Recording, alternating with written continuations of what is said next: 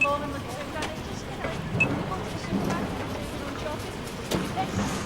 so that it's kind of like a treasure hunt. Keeps them on the toes, makes the day a little more interesting. This way.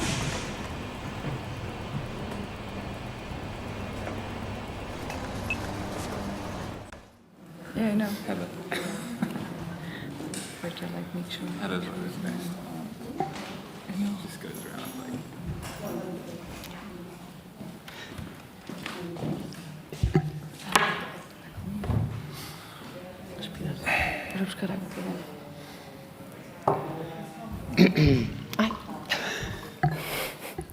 Hola, buenas tardes.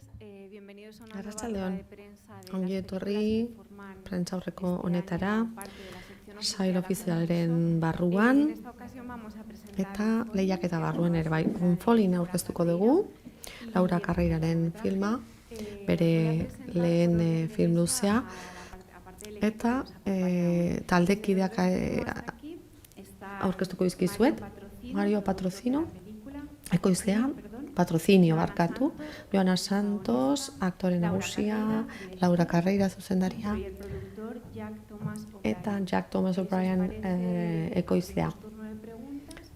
Galderetarako tartea zabalduko dugu, inork ez badauka galderarik, nik egingo dut lehenbizikoa. Ni hasiko naiz. Hasteko, Laurari galdetu nahi nion, nondik sortu zen filma? Ze filma ikusten dugunean, badabil, sentipena daukagu oso bizitako film bat dela, autobiografikoa ere izan daitekela, eta jakin nahi nuke zenbateraino hori horrela den. Bai, horre kombinazio bat dago, baino egia da, ni Eskozian bizi izan nintzeneko lehenbiziko urteetatik dator, migratzailean nintzen orduan, ez? Eta orduan, garrantzitsua zen historia hori kontatzea. 18 urterekin lehen lanpostua eskuratu nuen eta lehen esperientzia, izugarria izan zen, oso txarra. Etorkizunera begira, beldurra sentitzen nuen, ez? Ordura arte bizitakoaren ondorioz. Horrek eragina izan zuen, baina elkarrizketa asko egin dituen, Aurorak egiten duen lan hori egiten dutenekin, ezta? Eta hoiek ere, elkarrizketa hoiek ere, eragina handia izan zuten, eta orduan xehetasun asko, elkarrizketa horietatik dator. Atoz.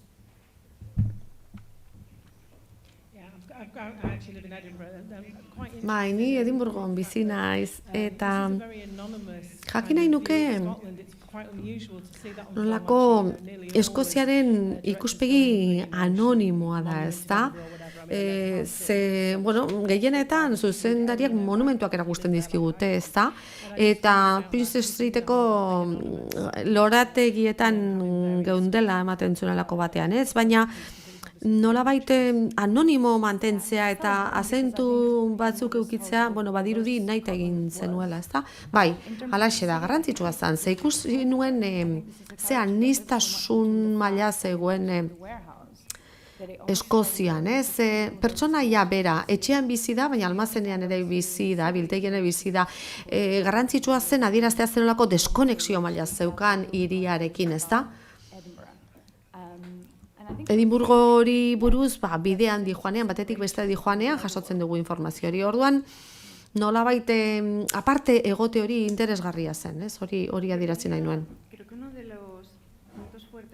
Nik uste dute filmaren alderdi sendoenetako bat dela, eta horregatik interesatu zitzaigun filma, eta behar bada bestek ere erantzun dezakezue. Zenolako oreka dagoen errealitatearen eta ez juzgurik ez egitearen artean, ez da?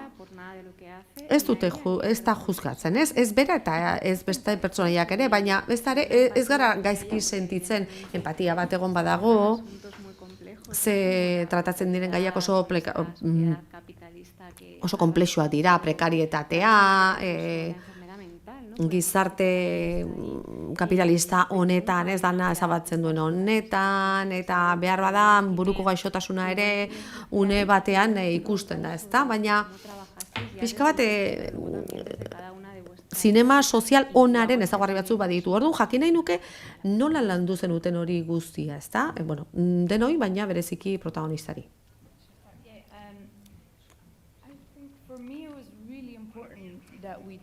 Niretzat garrantzitsua izan zen adeitsu izatea, ez? Lagunko izatea. Zenbaitetan filmak ilunegiak izaten dira, eta pertsonaiak errudun egiten dituzte, ezta?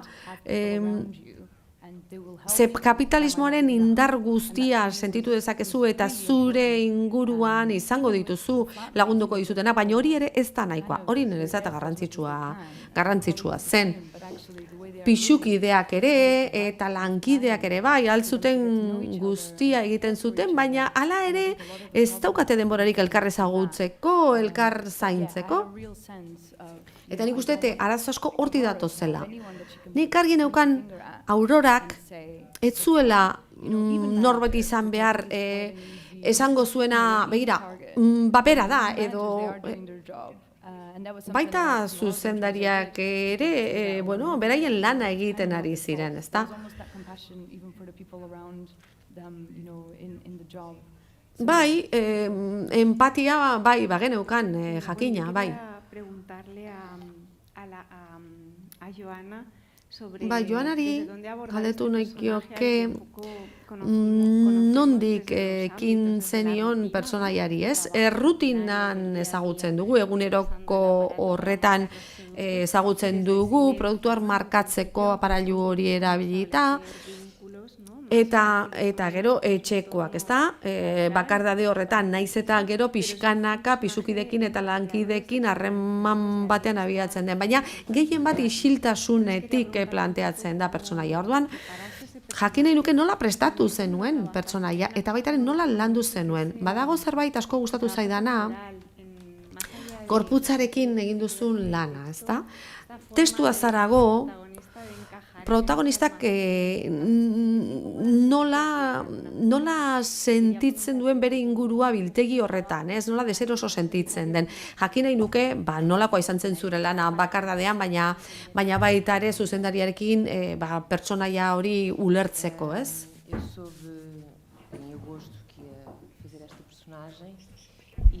Abuztuan jakin nuen pertsonaia hau jokatuko nuela, eta hortik aurrera saiatu nintzen testua hobeto barneratzen, eta urri hasiera aldera Eskoziara joan nintzen, bertan 2 hilabete pasatu nituen, eta horra hasi nintzen benetan sakontzen pertsonaia horretan. Neroni ere bakarrik bizitzen hasi nintzen apartamentu batean, eta lortu nuen isiltasun hori barneratzea. Ezinbestekoa baizen hori pertsonaia hau egiteko. Pertsonaiak egiten zituen gauza berberak egin dituen, etxera iritsiko nintzen, protagonistak egiten duen bezala, eta pauso berberak ematen ditu. Aurorak ematen zituen pauso hoiek berber hoiek. Bueno, nik uste oso ezberdinak garela Aurora eta ni irekiagoa naiz, eta, baina tira, Laurarekin entseguak egin dituen, gainerako aktorekin ere bai, eta horrek asko lagundu zigun Auroraz eta Aurorarekin hitz egiteko moduaz. Auroraren ingelesa etzen perfektua, ezin zuen perfektua izan, eta horrela lortuko genuen empatia hori aurkitzea beste pertsonaien ganako. Hola, ¿qué tal? Soy Marcela. Kaixo, Marcela naiz, Diario Baskokoa. Niri asko gustatu zait hegoaldeko jendea ikustea, ez, Espainiarra, Portugaldarra. Hegoaldekoa badirudi, goxoagoa direla, baina Aurora oso hotza da, ez?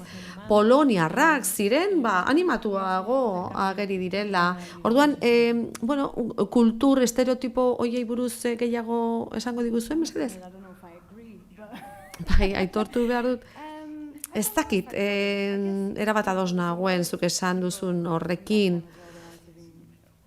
Bai, Edinburgon hasieran jende asko ezagutu nuen, gero film horretan agertuko ziren gauzak egiten zituztenak. Nik nire lankidetako bat izan nuen, esaten zuena, bulego batean lan egin nahi zuela, eserita egon nahi zuelako, behin eta berriro esaten zuen, eta horrek elkarrizketan dialogoan amaitu du nire filmean. Baina ez deneukan argi estereotipoak txertatu genituenik. Que sientes que no hay estereotipos. Ah, vale. Ez, behar bada kontrako esan nahi zenuen, ez dagoela estereotiporik.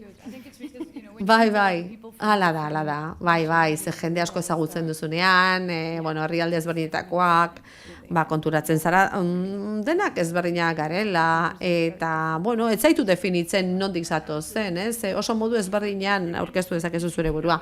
Zerbait erantzi nahi nuke, interesgarria zen, aktore hoiek aurkitzea. Ez da, behin bakarrik agertuko ziren, baina herrialde ezberdinetakoak ziren, naiz eta Edinburgon edo Glasgown egon. Castingan zehar oso interesgarria izan zen nola enkajatzen zuten. Ez nun egon behar zuten, pisuan egon behar zuten, edo lantegian egon behar zuten, biltegian egon behar zuten. Nik uste dut hor lan bat ondo egin genuela, ez? Eta neurri batean ez genituen estereotipoak pentsatu, modu naturalean agertu ziren, begira, hauek diren lekukoak dira, eta horrelakoa da beraien izaera, ez da? Bereziki, entseguetan zehar aldaketak ikusi genituen gidoian, ze testu bat ez baldin bazitzaion ondo egokitzen aktore bati edo pertsonaia bati, jakina nik askatasuna eman nien aktore profesionalei, beste esapide batzuk erabiltzeko, eta, hortan lagundu zigun, horrek lagundu zigun. Badago elkarrizketa bat, kritikatik eta kazetaritzatik, zeinan ikusten den azken boda honetan egiten den zimenaren parte handi bat tesi zineman dela, ez? Lehen planoan esaten da, dana saltzen da. Onfolinen iruditzen zei justu kontrakoa egiten dela. Lehen aipatu dudan bezala oso gai sakonak tratatzen dira, baina gero ikusleri aukera ematen zaio beraien ondorioak ateratzeko. Eta uste dut horrek esan nahi duela gidoi oso zehatza dagoela, hori guztia gutxienekotik kontatu alizateko, baina uste dut baita ere zuzendaritzatik hori sendotu behar dela. Laura, esan dudan horrekin ados zaude, ia ados zauden esaterakoan zineman orain gehiegi azaltzen dela, behar bada pertsonaia gehiegi hitz egiten dutela, eta behar bada zu kontrako norabidean abiatu zarela, zen ikuste dute hori dela filmaren bertute nagusietako bat. Eskerrik asko. Nik uste dut idazketaren prozesuan zalantza egin genuela. Hau lehen filma zen, neukan modurik jakiteko gidoian zer funtzionatuko zuen eta zer ez? Filmatu egin behar genuen eta zalantza hortzegoen. Ez genekien, jendeak gaiak ulertuko testituzten, ala ez. Joanaren interpretaziotik ere badator hori, ze hainbeste esaten du, gidoian idatzita etzegoena, baina niri zinema hori gustatu zitzaidan, non zuk zer horrek aurkituko dituzun erantzunak, filmean zehar, eta pentsatzeko aukera emango zaizun, baina esango nuke hor badagoela oreka bat, zenik nekien film bat filmatzen ari nintzela, eta definizio baten bila abiatua zen pertsona bat eta pertsona bat zegoela hor. Alderdi ekonomikoa oso nabarmena zen, Eta ikerkuntzan zehar gai horiek guztiak agertzen hasi ziren. Orduan pentsatu nuen, bueno, film honek ez digu soilik esango ze txarra den lan hau, edo zenbateraino norbaitek zailtasunak izan ditzaken alderdi ekonomikotik, hilabete bukaerara. Ez existentzialagoa izan behar zuen, ze kostu dauka horrela bizitzeak, hori galdetu nahi nuen.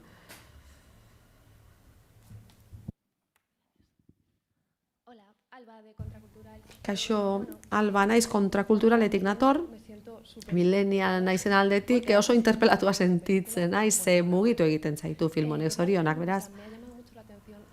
Arreta eman dit,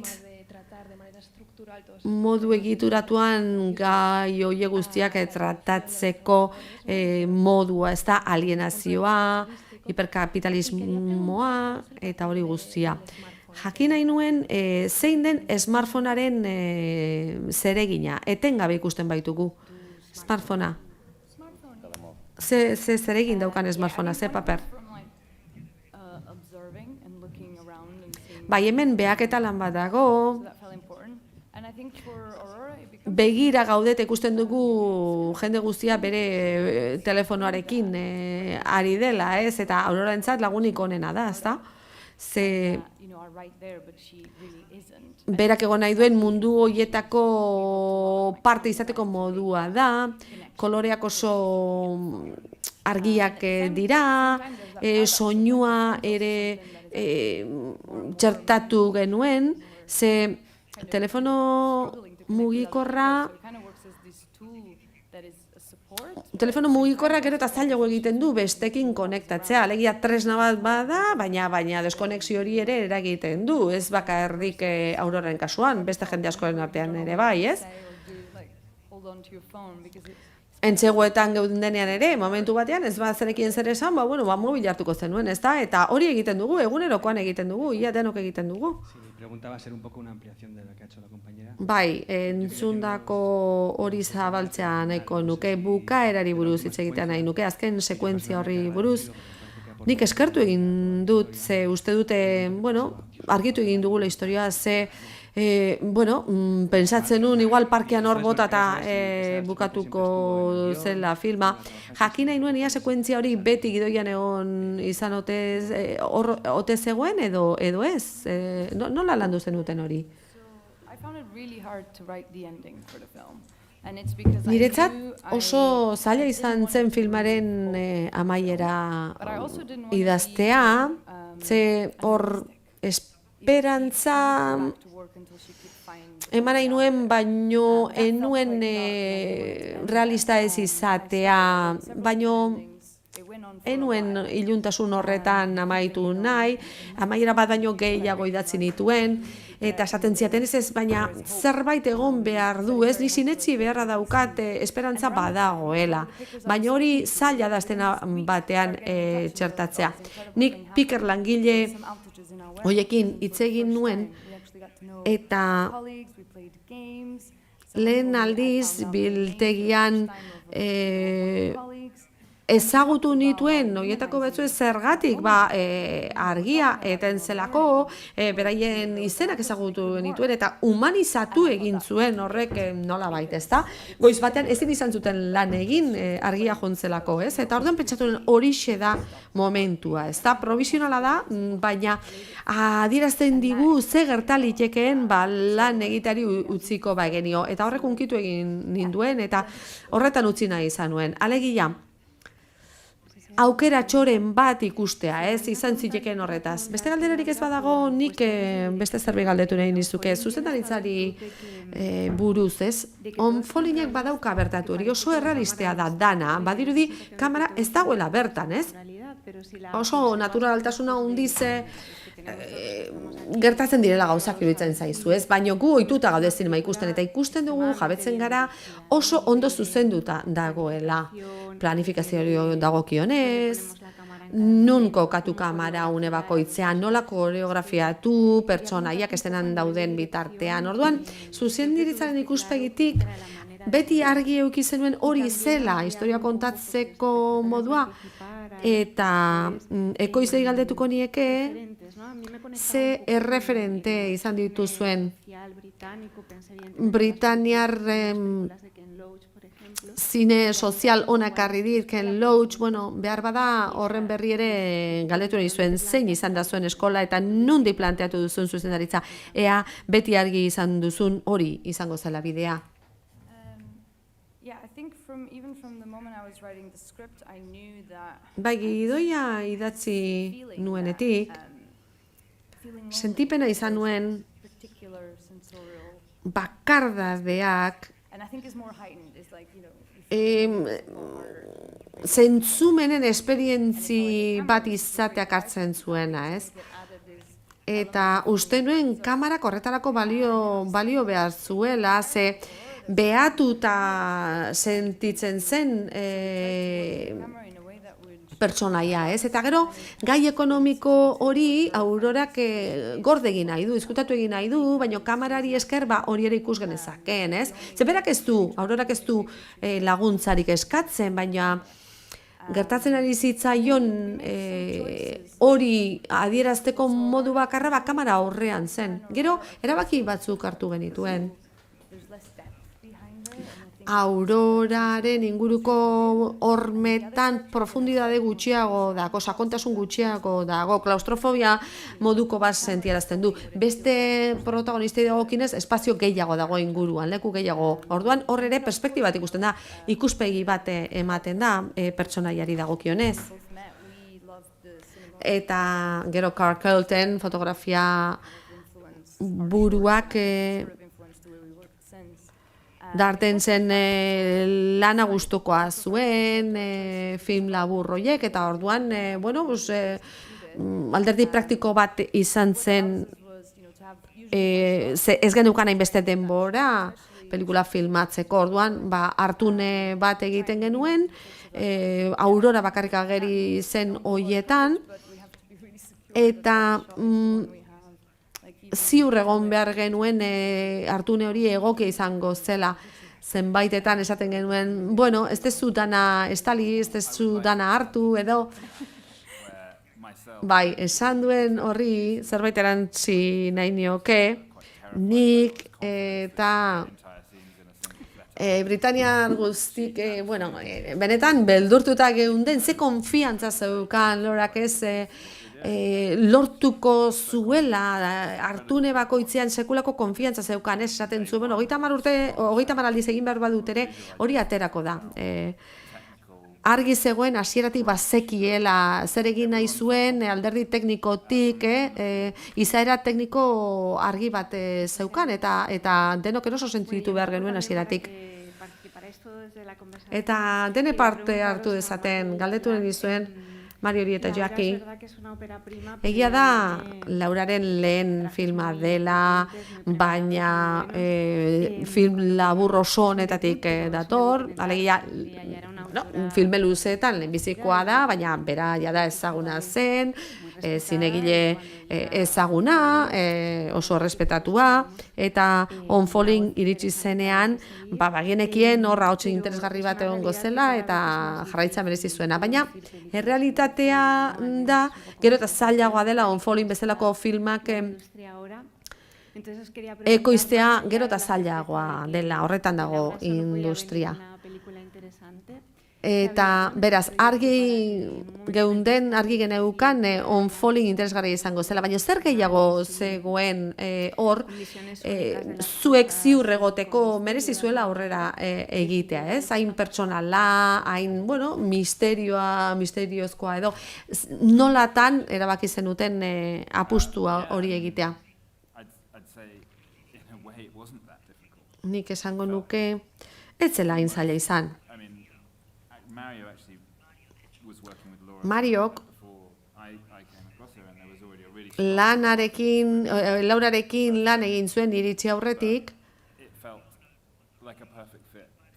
gidoia hain argi etzegoenean ere 16 Filmsen, bueno, film politikoak egin genituen, Ken Loachekin lan egin genuen, eta ikusi genituen zuzendari berriak, bueno, izaira oso indartsukoa, eta Lauraren gidoi irakurri nunean oso ederra iruditu zitzaidan, eta hor abiatu ginen prozesuan.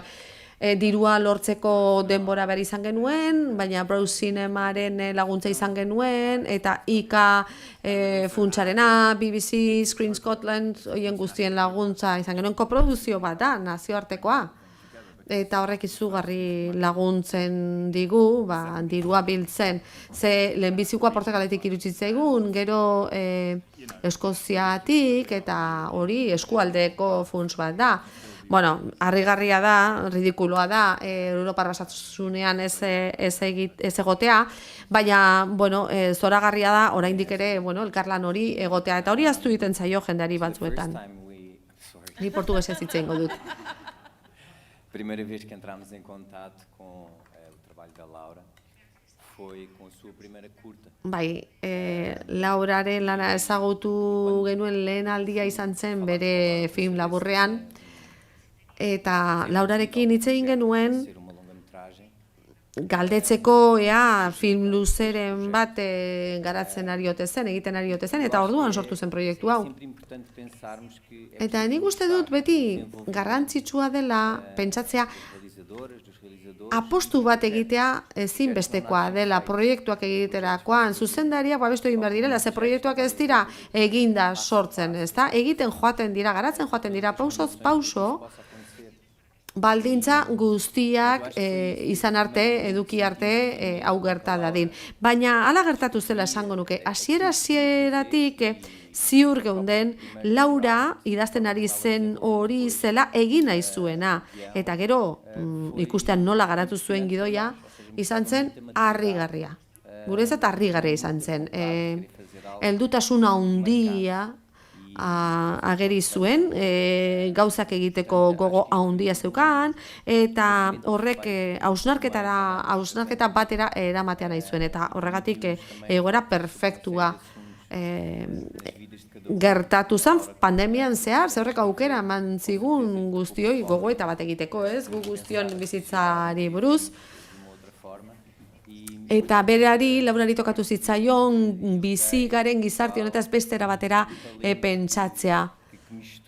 Portugalekin bat egitea, eta beste nazionalitate horiekin guztiekin lan egitea, hainbeste talentu biltzen dutena, eredu eta adibide egokia litzatekela esango nuke, eta gehiago ikusi beharko genukela munduko zinean. Bueno, yo un poco, para acabar la rueda de prensa... Prentsaurrekoa amaitzeko, Cuando hablaba Jack de su... Bueno, de la... Jackek esandako zerbaiti buruz hitz egin nahi nuke, beraien ekoiztetxean zine politikoarekin, zinema politikoarekin konprometituta daudela. Ni jakin nahi nuke, programazioan gaudenon aldetik, guk ikusten duguna edo bilatzen duguna da alde politiko hori agertzea, ezta? Pixka bat horren bila abiatzen gara, ez? Ulertzen dugu edo pentsatzen dugu zinemak lekuko izan behar duela, ez garai bakoitzean.